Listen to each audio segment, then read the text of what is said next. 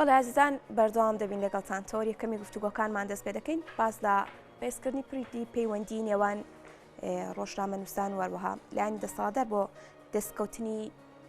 ئەو زانیاریانی کە ڕۆژنامەنووسان پێویستیانە بۆ خستنە ڕووی هەواڵەکان و بە دوواداچوونێکی دروست لەسەر ئەو کێشە و گیر و گرفتانەیە خۆی ئەو بابەتانەی کە پەیوەندی بە ژیانی هاوڵاتیانەوە هەیە ئەمە تا چەندە پەیوەندێکی دروستە تا چەندە ڕۆژنامەنووسان دەتوانن باسانی دەستیان بە زانیاریەکان بکات و بیکەنە سەرچاوی هەواڵی بابەتەکانیان و هاوکات لەبارەی یاسا بەرکارەکانەوە تا چەندە توانراوە بە پێی یاسا ڕۆژنامەنووسان بتوانن تاوای زانیاریەکانیان دەست بکەوێت و لە دەست نەکەوتنی هیچ کاریگەریەکی لەسەر گەیاندنی هەواڵ و زانیاریەکان دەبێت تایبەت بەم بابەتە میوانداری زۆر بەڕێز دکتۆر کامیل عومەر پسپۆری بواری ڕاگەاندنمان کردووە کە لە ستۆری بەیانی کورسات نیوز میوانە دکتۆر سپاس بۆ ئامادەبوونت بە خێراتی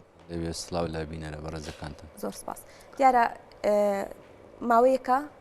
با بڵێن چەند کۆبوونەوەیەک لە نێوان ڕۆژنامەنووسان هەیە بۆ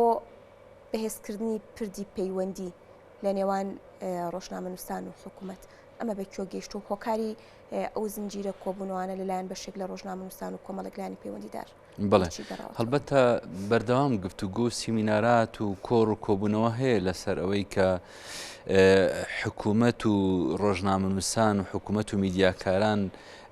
بە جۆرێک پەیوەندیان هەبێت کە بە نەتیجە بە قازانجی خەڵک بکەوێتەوە ئەو پەیام و زانیاریانەی کە لە ڕێگەی میدیاکانەوە بڵاوکرێنەوە بە قازانجی خەڵک بکەوێتەوە ئەم گفتوگۆیە زۆر زۆرە و هەمیشە لە ڕاستیا لەبەرەوەی ئەبێ ڕۆژنامەنووس لەبەرەی خەڵک بێ و حکوومەتیش لەبەرەیە کە هەمیشە جۆرێک ململانەی و سراع هەیە و هەمیشە پێشێلکاری هەیە بەرامبەر بە میدیاکاران کاتێک کە داوای زانیاریەکەن کە داوای ڕوونکردنەوەکەن کە داوایەوەکەن حکوومەت ڕوون و شەفاف بێ لە ڕێگەی وەرگرتنی زانیاریەوە و هەمیشە بەرپەرجدانەوە هەمیشە جۆرێک لە پێشێلکاری بەرامبەر بە میدیاکان لەلایەن هێزە ئەمنیەکانەوە هەیە و لە دنیاشا لە ڕاستیا تۆزێک بە ئاسانی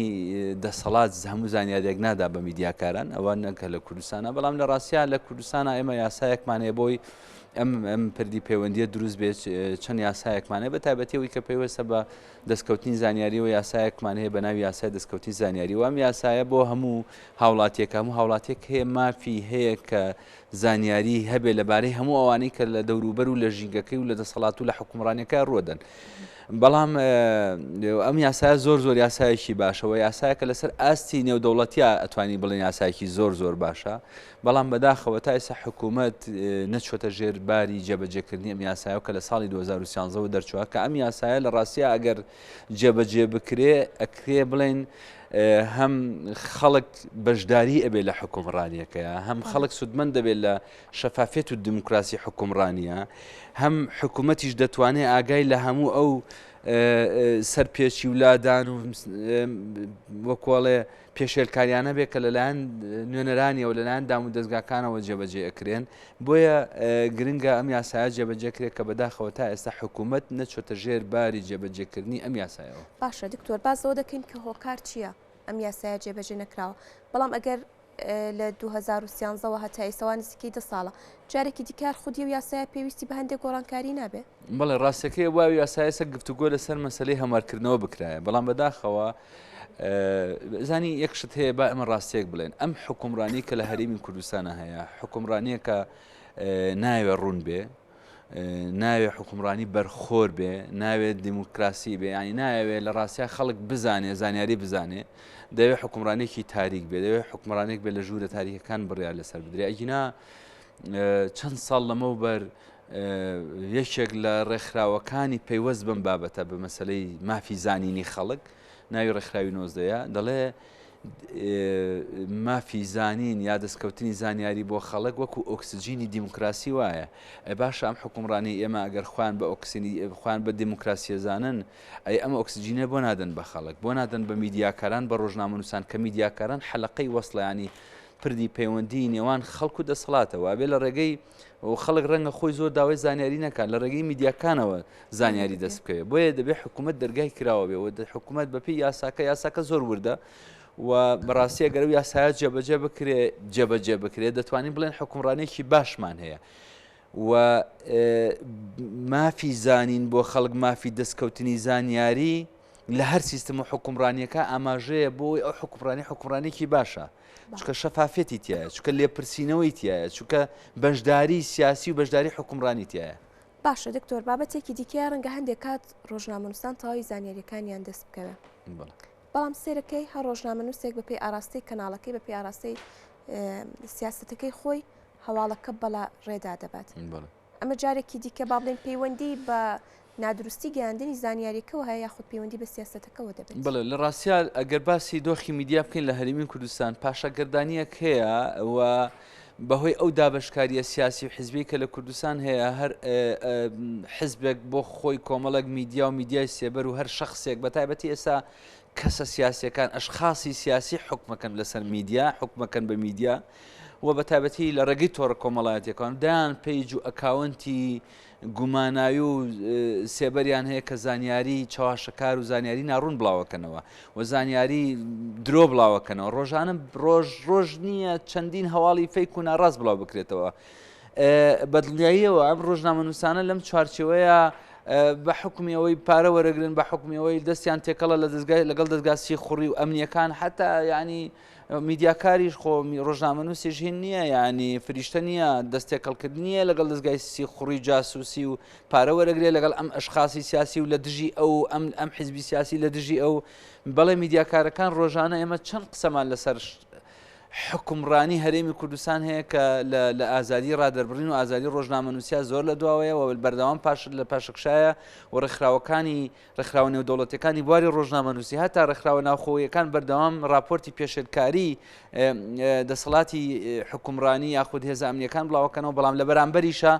بەڵێ میدیاکاران و ڕۆژنامەنووسان بوون بە بەشێک لە یاخود بوونە داردەستی هەندێک لە سیاسی و لە ئەشخاصی سیاسی و لە حزبی سیاسی لە کوردستانان کە ڕۆژانە زانیاری هەڵا زانیاری ناڕاست زانیاری چاواشەکار ئەدەن بە خەڵک ڕۆژانە ژەهر بڵاوەکەنەوە بەڵێ ئەم دیۆشمان هەیە بەڵێ وایە زۆر جار زانیاری ئەشاردرێتەوە زانیاری بەشێکی ئەدرێ زانیاری دەستکاری ئەکرێ کورت دەکرێتەوە زانیاری گۆڕانکاری بەسەر زانیاری ئەوانی کە هەن لە واقعا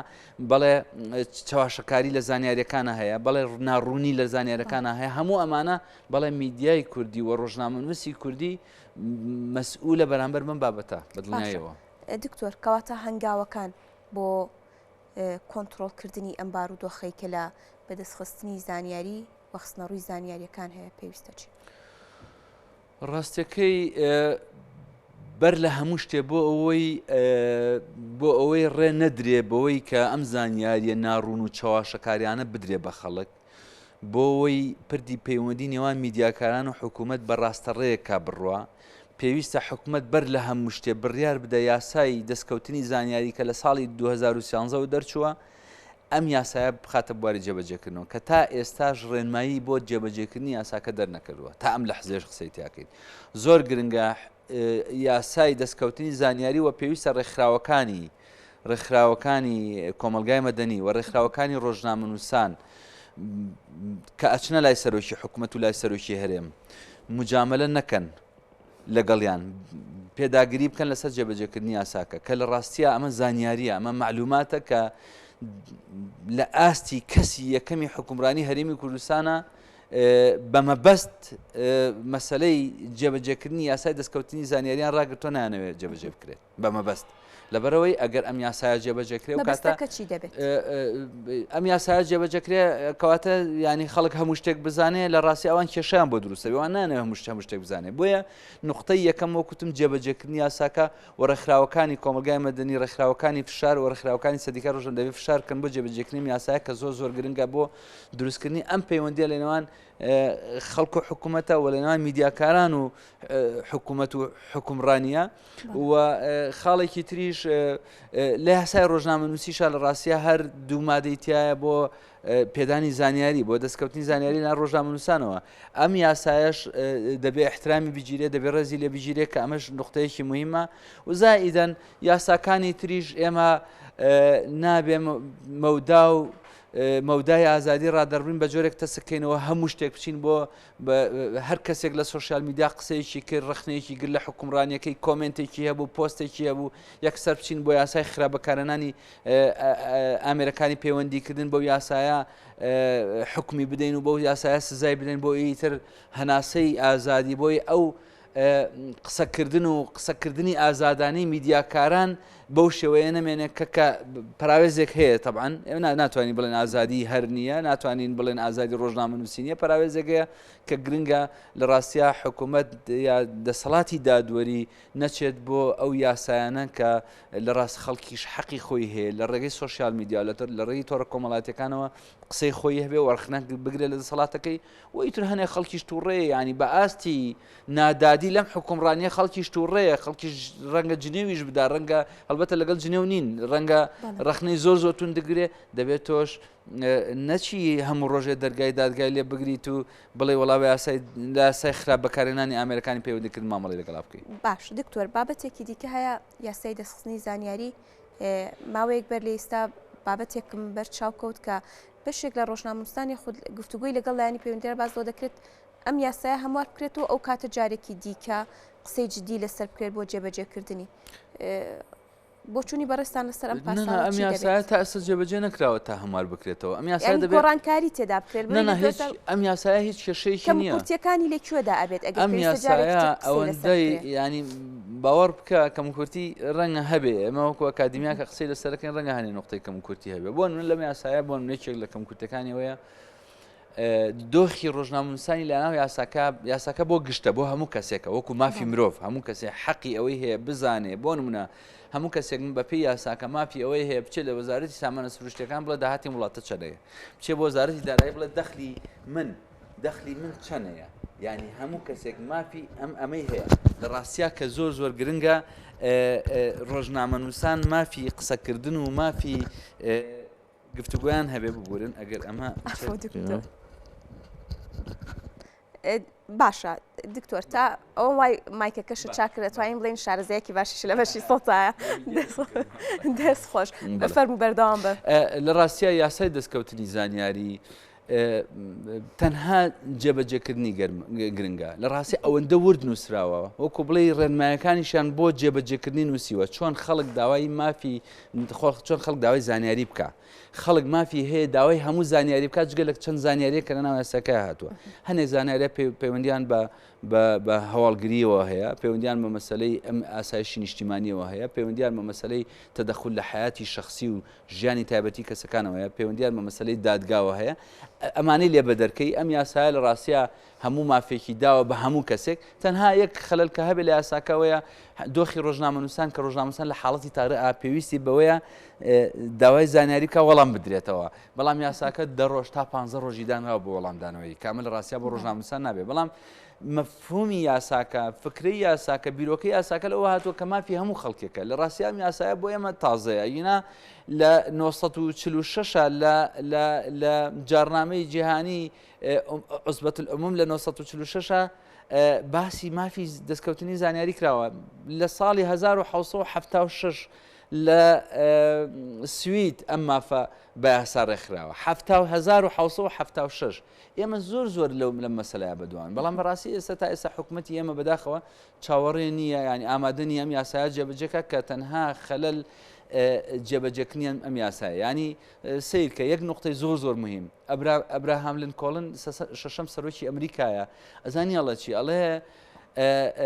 لێگەڕن خەڵک بە هەموو شتێک بزانێ بۆ وڵات ئارام بێ خەڵک بە هەموو زانیارێک بزانێ بۆی وڵات